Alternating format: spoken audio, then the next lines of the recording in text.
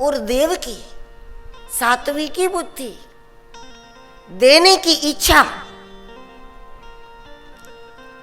कलयुग में जब कोई किसी से मिलता है तो वो यही सोचता है इससे मेरा क्या लाभ होगा।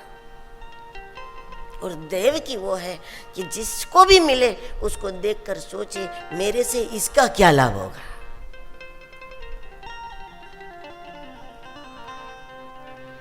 इससे मुझे क्या मिलेगा, नहीं मेरे से उसको क्या लाभ होगा।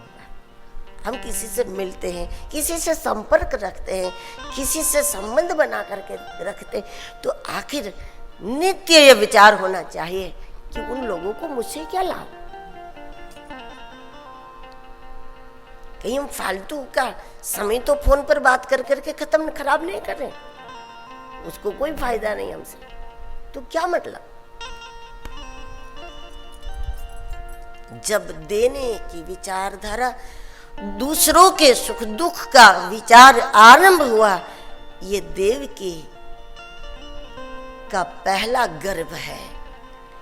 और देवकी की 8वीं अवस्था पर अगर उसके भाग्य में कुछ भी ना हो तो उसके पास पूर्ण ब्रह्म आ जाएगा कि अब जितना चाहे लुटाओ। पूर्णमदः पूर्णमिदं पूर्णात्, लुटाने वाला लुटाते जाएगा, भरने वाला भरता जाएगा, लेकिन उसके पास कभी खत्म नहीं होगा, क्योंकि पूर्णमदः पूर्णमिदं पूर्णात् पूर्णमुदच्यते पूर्णस्य पूर्णमादाय पूर्णमेवावशिष्यते।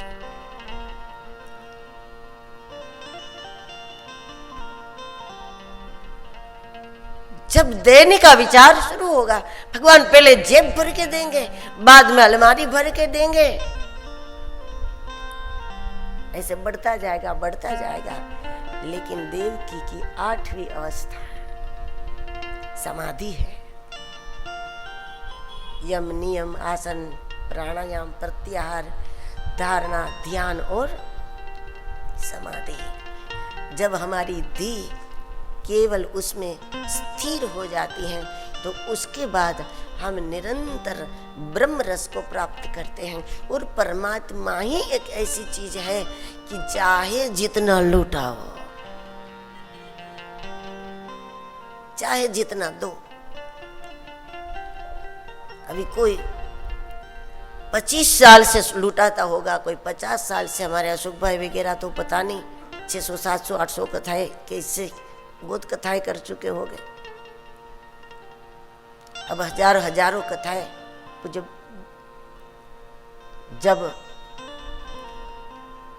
वो वृद्ध हो जाते हैं भगवत कथा सुनाते सुनाते, लेकिन एक कथा भी, किसी की भी एक कथा भी ऐसी नहीं होती कि जिसमें एक सूत्र नया नहीं निकलता। ऐसी कोई कथा हो ही नहीं सकती। एक सूत्र नया ना निकले, एक बात नहीं ना निकले, ऐसा हो ही नहीं सकता।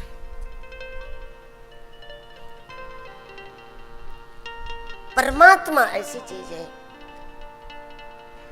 ब्रह्म चिंतन ऐसा परम पदार्थ है कि जिस दिन हमारी बुद्धि उस परम में स्थिर हो जाए और उसके बाद जो धारा हमें प्राप्त होने लगती है, उस धारा को कोई चाहे जितना लौटा,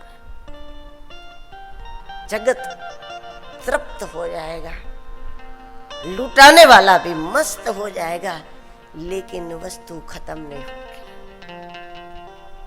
ये देवकी की 8वीं अवस्था किसी भी योगी का 8वां गर्भ है। लेकिन देवकी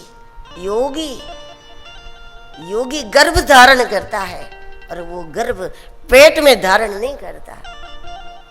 योगियों के गर्भ से कृष्ण प्रकट होता, योगियों के गर्भ से भगवान प्रकट होता।